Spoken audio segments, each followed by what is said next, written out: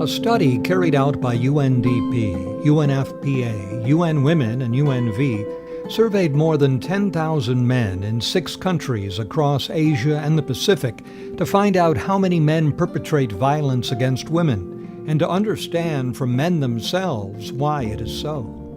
Men's use of violence against women in Asia and the Pacific is both varied and widespread. At least 1 in 4 men said they used violence against a partner. At least 1 in 10 men said they had raped a woman or girl. Half the men who raped did so for the first time when they were teenagers. Violence can be prevented. Yet whilst the problem may appear to be too complex and persistent to be solved, our survey has shown us why some men use violence and others don't. We found that men who experienced or witnessed abuse as children are twice as likely to use violence in later life.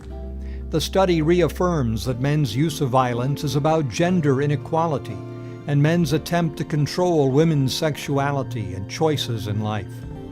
Most men who rape said they did so because they felt they had the right to sex, regardless of women's consent.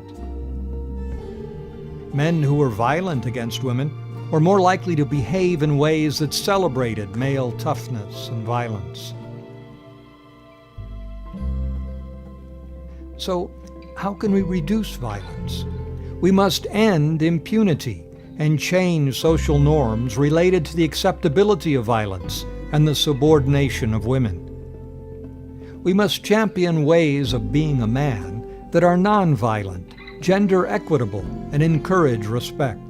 We must protect children from violence and nurture happy, healthy, and safe homes for them to grow up in. We must work with young people to nurture healthy sexual practices and promote respectful and equal relationships.